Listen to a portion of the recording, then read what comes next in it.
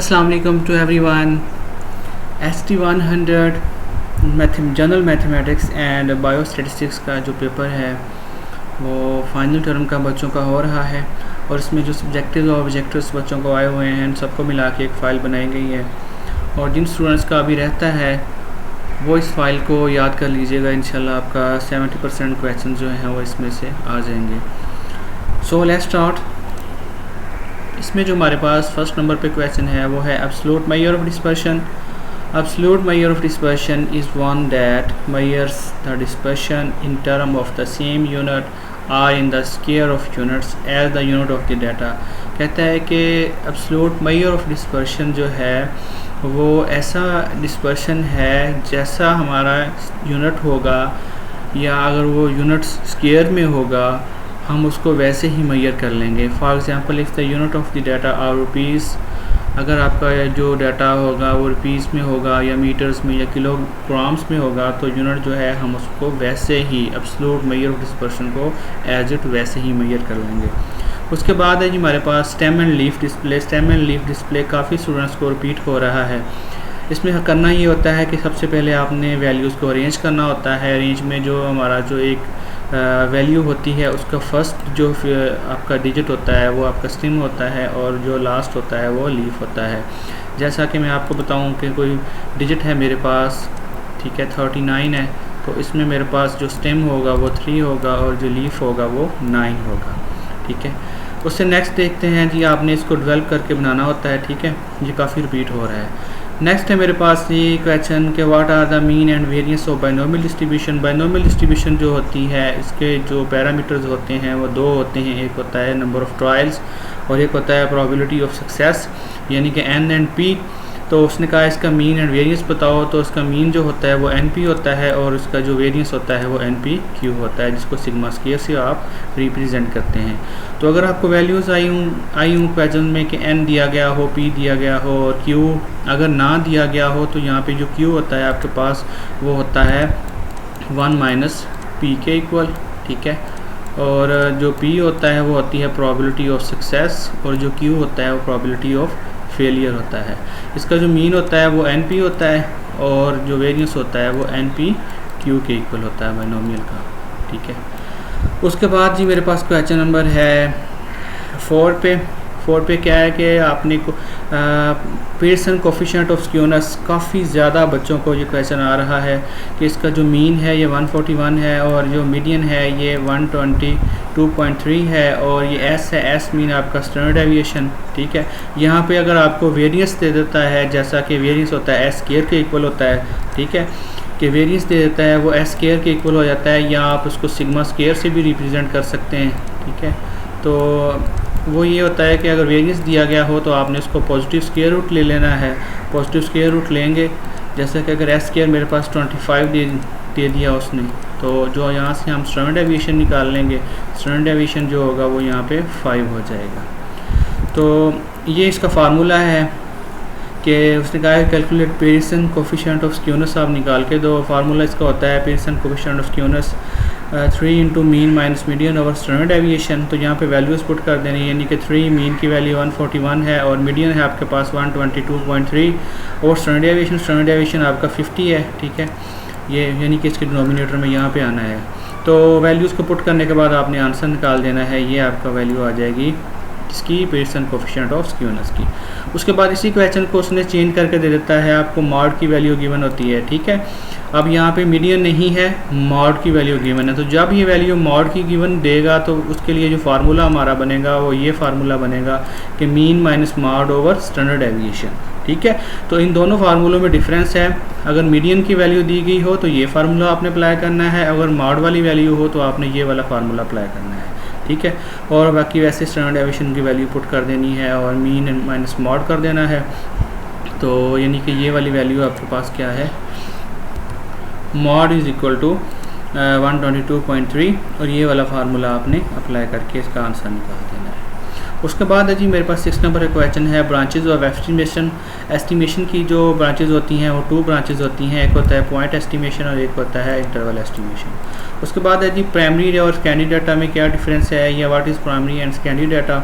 तो जो first initial form होती है डाटा की वो प्राइमरी डाटा कहलाता है। Data that have been originally collected and have not undergone any sort of statistical treatment are called primary data। और secondary data क्या है? The data that have been collected, classified, tabulated are presented in some forms for a certain purpose are called secondary data। तो ये हो गया आपका primary data और secondary data. उसके बाद है जी डिफाइन मिड क्वालिटी रेंज। जो रेंज होती है आपके पास और एक रेंज होती है, एक होता है क्वार्टाइल डेविएशन होता है और एक होता है क्वार्टाइल रेंज, ठीक है। तो मिड क्वार्टाइल रेंज कह दे या जो आपका कहता है मिड क्वार्टाइल डेविएशन कह दे, ठीक है। तो वो आपके पास होता है कि आपने जो फर्स्ट और थर्ड क्वार्टाइल होते हैं उनको जमा करके 2 पे डिवाइड कर देना है। Q1 and Q3 is first and third quartile respectively, then their mid quartile range is defined as, ये इसका फार्मूला बन जाएगा।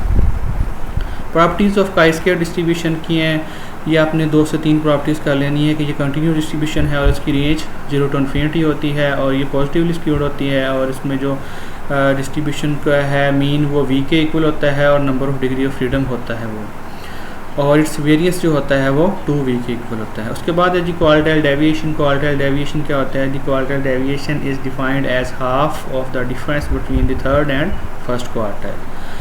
तो आपने क्या करना है, हाफ मीन के डिवाइडेड बाय 2 हो गया, थर्ड और फर्स्ट का डिफरेंस डिवाइडेड बाय 2, उसको सेमी इंटर क्वार्टाइल रेंज भी कहते हैं। और क्वेश्चन ये यहाँ पे ये आया होता कि आपको Q1 की वैल्यू दी गई है 23 और Q3 आपको 40 दिया गया है और कहा गया है कि फाइंड क्वार्टाइल डेविएशन। तो आपने 40 - 23 करना है और डिवाइडेड बाय 2 करना है, ये इसका आंसर आ जाना है। उसके बाद है जी उसने क्वेश्चन किया हुआ है कि डिस्पर्शन के यूजेस जो हैं वो बताओ।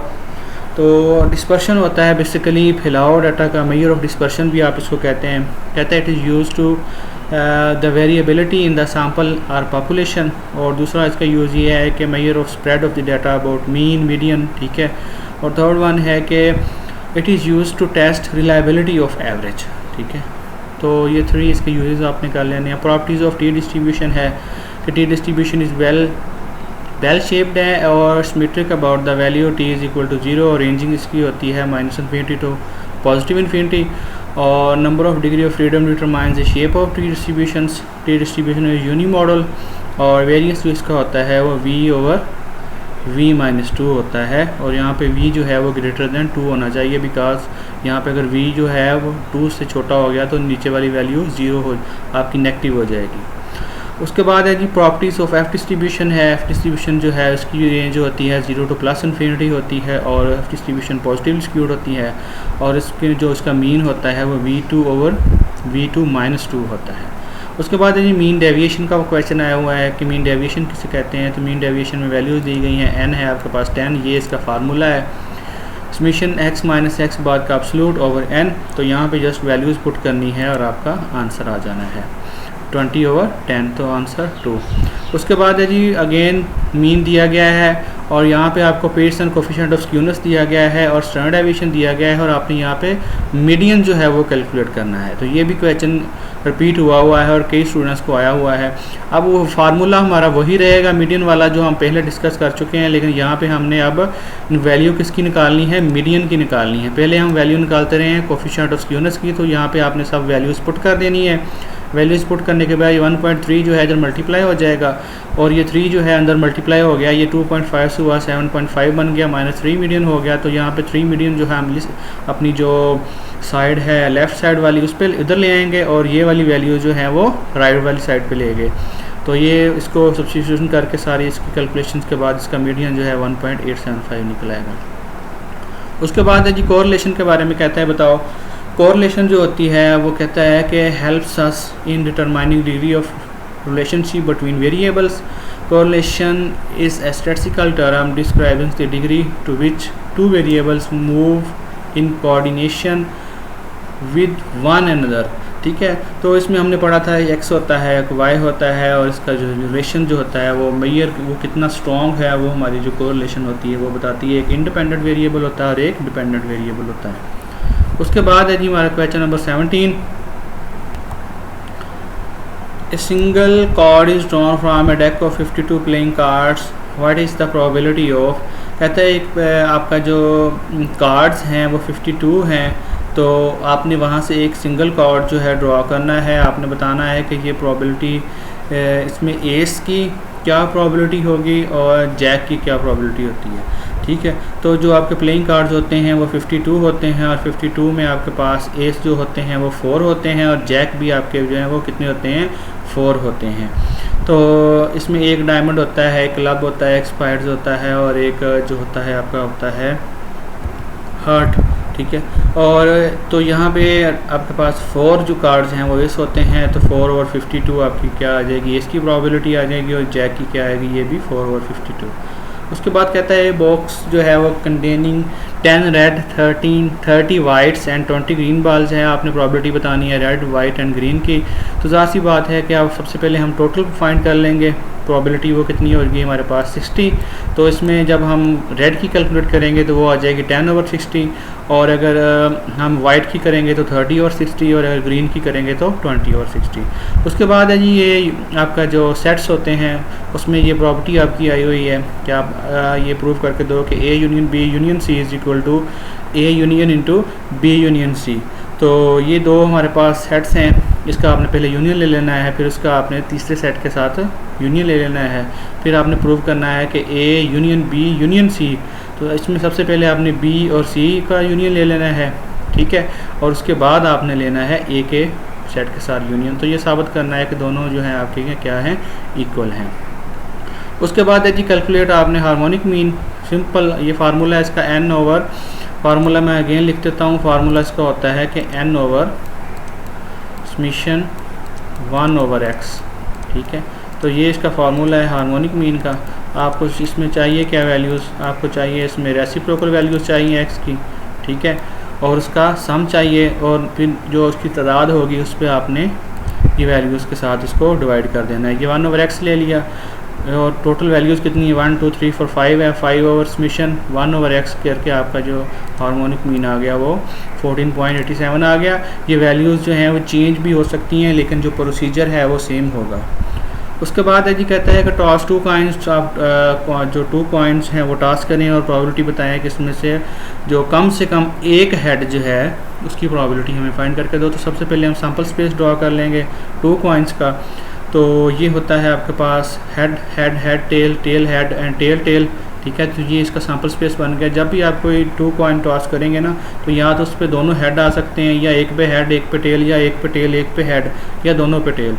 तो इसमें कहा है कम से कम एक हेड जो है उसकी प्रोबेबिलिटी बताओ। तो ये देखें इसमें यहाँ पे भी एक हेड है, यहाँ पे भी एक हेड, यहाँ पे भी 1 हेड, ये दोनों टेल हैं, तो लिहाजा ये 3 और 4 इसकी वैल्यू आ जाएगी।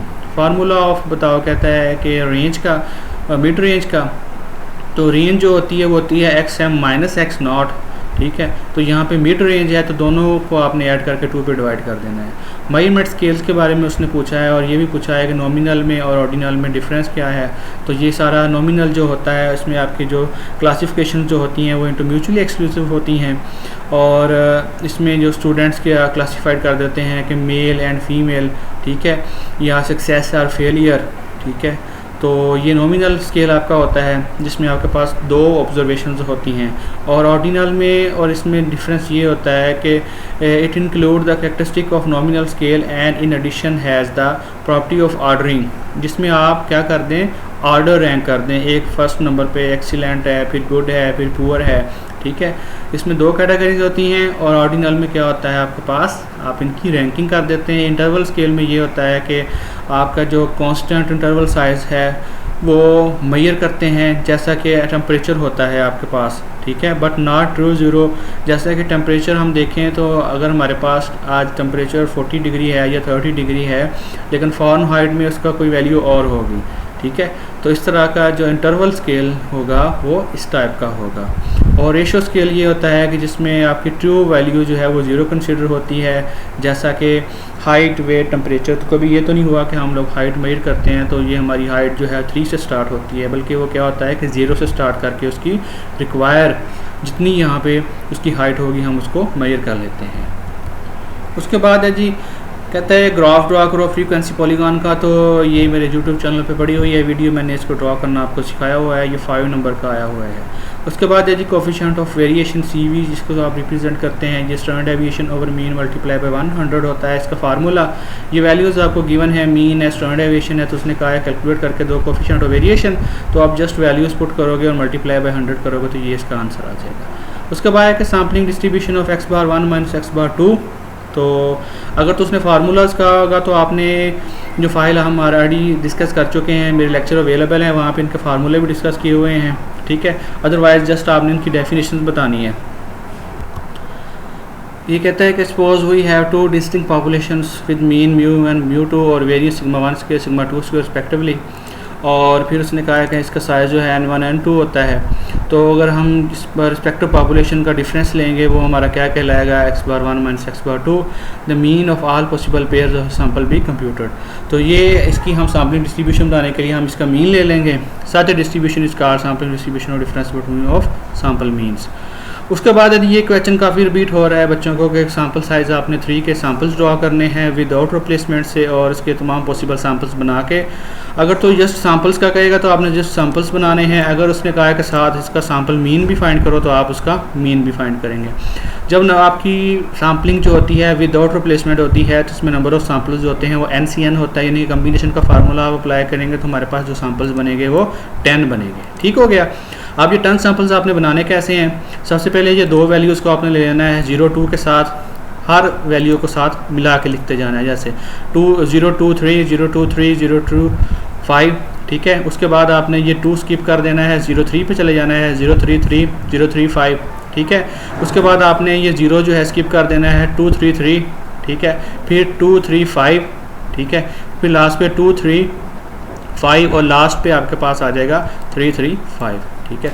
इस तरह आपने इनके सैंपल जो है वो ड्रा कर लेने हैं। अगर तो इतना काम आपको कहेगा सैंपल ड्रा करने का तो आपने जस्ट सैंपल ड्रा करने हैं। अगर उसका मीन कहेगा तो मीन निकालने के लिए आप तीनों वैल्यूज़ को ऐड करोगे और 3 पे डिवाइड कर दोगे। जैसे 0 + 2 + 3 ये 5 बन गया, 5 डिवाइडेड बाई आप 3 करोगे तो 1.66 आपका आंसर आ जाएगा। सारे मीन इस तरह निकाले होंगे। उसके बाद ये वाई स्टेम एंड लीफ टेबल जो है प्रेफर करते हैं फ्रीक्वेंसी डिस्ट्रीब्यूशन के अकॉर्डिंग। ये भी क्वेश्चन आया हुआ है। कहता है कि स्टेम एंड लीफ का जो फ़ायदा ये होता है कि इसमें फ्रीक्वेंसी डिस्ट्रीब्यूशन के according we do not lose identity, यानी कि जो वैल्यूज़ की इंडिविजुअलिटी होती है ऑब्जर्वेशंस की वो लॉस नहीं होती, किसमें, स्टेम एंड लीफ में। दैट्स वाई जो स्टेम एंड लीफ जो है वो प्रेफर करते हैं हम फ्रीक्वेंसी डिस्ट्रीब्यूशन के अकॉर्डिंग।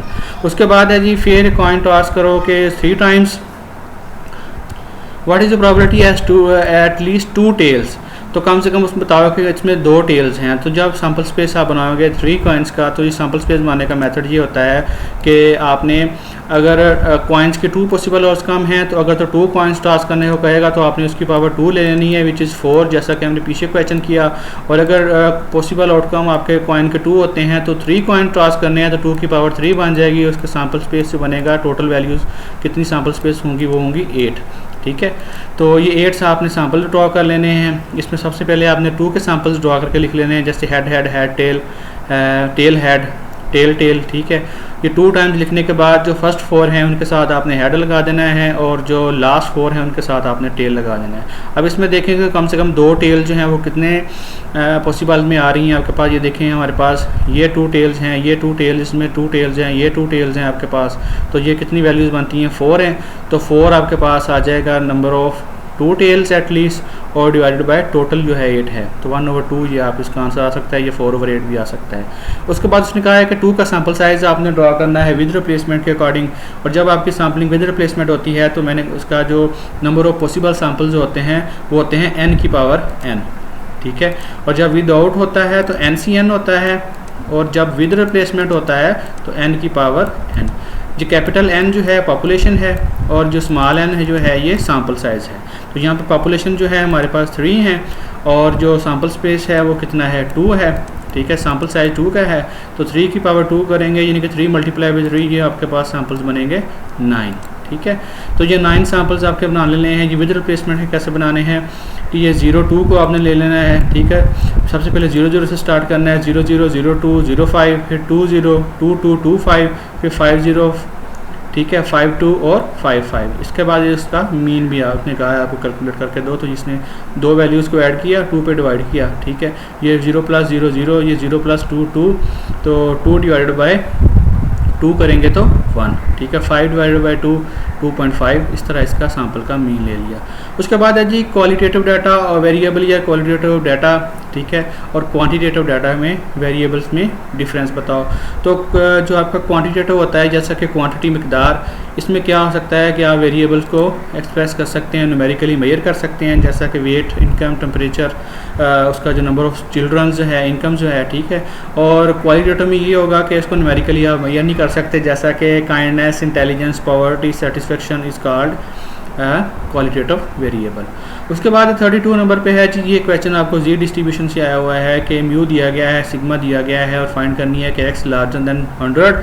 तो आपने वैल्यूज़ को यहाँ से फाइंड करना है अप्लाइंग जी टेस्ट करते हुए, ठीक है।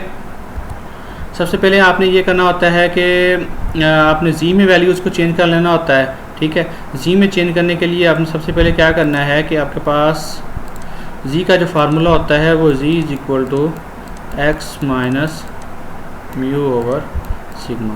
यहाँ पे आपने x की वैल्यू पुट कर देनी है जो कि होती है आपके पास 100 है, और म्यू है आपके पास 90, ठीक है। और आपने डिवाइड कर देना है इसको सिग्मा पे, सिग्मा की वैल्यू जो है वो भी आपके पास कितनी है 10। तो इसको मैं अगर करके लिखूँगा तो ये वैल्यू आ जाएगी मेरे पास 100 - 90 10, 10 divide by 10 is equal to 1 जी। तो इसकी वैल्यू हमारे पास 1 आ चुकी है। तो अब आपने इसको ड्रा करना है, जो इसकी जो शेप होती है, तो यहाँ पे देखें ड्रा करेंगे, इधर हमारे पास पॉजिटिव वैल्यूज़ होती हैं, इधर वाली नेगेटिव होती हैं, तो यहाँ पे हमारा 1 जो है लाइज कर जाएगा। तब उसने कहा है कि हमने कहाँ से फाइंड करनी है, x जो है लार्जर देन 100, ठीक है। तो लार्जर मीन ग्रेटर देन, ठीक है। तो ग्रेटर देन जब करेंगे इसकी वैल्यूज़ को, तो ये आ जाएगा आपके पास ये वाला एरिया। तो आपने पहले जो जी होता है area under the normal curve table, उसमें वैल्यू देख लेनी है 1 की, तो वो आ जाएगी 0.3413। तो अब आपने ये वाला 0.5 टोटल एरिया होता है, इसमें से ये वैल्यू जो है माइनस कर देनी है और आपका आंसर आ जाएगा 0.1587। उसके बाद जी टी डिस्ट्रीब्यूशन जो है वो होल फैमिली ऑफ डिस्ट्रीब्यूशन को क्यों कहते हैं, कहता है स्टूडेंट टी डिस्ट्रीब्यूशन जो होती है is any number of a family of continuous probability distribution, continuous probability distribution that arises when estimating the mean of a normally distributed population in situation where all the sample size is small and population standard deviation is unknown, ठीक है। तो कहता है इसको whole family distribution इसलिए कहते हैं कि ये हमें इसकी वैल्यूज़ जो है एस्टिमेट करके देती है जब क्या होती है कि वैल्यू स्मॉल होती हैं और पॉपुलेशन स्टैंडर्ड डेविएशन जो है वैल्यूज़ वो अननोन होती है। उसके बाद है जी कैरेक्टरिस्टिक्स ऑफ नॉर्मल डिस्ट्रीब्यूशन, इसमें आप प्रॉपर्टीज़ जो हैं वो भी लिख सकते हैं। वो क्या होती हैं कि जो मीन जो है वो सिग्मा जो रिप्रेजेंट करता है इसकी वैल्यूज़ को, एन जो है normal distributed with mu and sigma square. तो उसके बाद दूसरी जो है इसकी प्रॉपर्टी है कि नॉर्मल कर्व जो है सिम्प्टोटिक टू एक्स एक्सिस होती है और नॉर्मल डिस्ट्रीब्यूशन एब्सोल्युटली सिमेट्रिकल होती है, और μ3 जिसका जो third movement of about mean जो होता है वो क्या होता है 0 होता है। मेथड ऑफ डिस्पर्शन जो होते हैं फुली डिपेंड्स ऑन ऑब्जर्वेशन, ये क्वेश्चन आया हुआ है। जो हमारे पास वैल्यू होती है मीन डेविएशन होती है और वेरिएंस या स्टैंडर्ड डेविएशन, ये मेथड जो है टोटली ऑल वैल्यूज़ पे ऑब्जर्व कर सकते हैं, और ये हमारे इसलिए इस वक्त कैलकुलेट होते हैं जब हम ऑल वैल्यूज़ को शामिल करते हैं। उसके बाद है जी हाइपोथेसिस केस में गुडनेस ऑफ फिट टेस्ट पे बताओ कि हाइपोथेसिस में क्या क्या होते हैं। वो होते हैं फिट गुड होती है और फिट इज़ नॉट गुड। तो ये 36 क्वेश्चन जो हैं ये क्वेश्चन आए हुए हैं पेपर्स में, आप इसको कर लीजिएगा, ठीक है। उसके बाद है जी इसके MCQs में जल्दी से डिस्कस कर देता हूँ कि जो MCQs आए हुए हैं उसमें यह है कि सेंसस में डाटा जो है वो कौन सा कलेक्ट होता है, तो प्राइमरी डाटा होता है, और अकॉर्डिंग टू प्रॉपर्टी पैरामीटर जो होता है वो वेरिएबल है।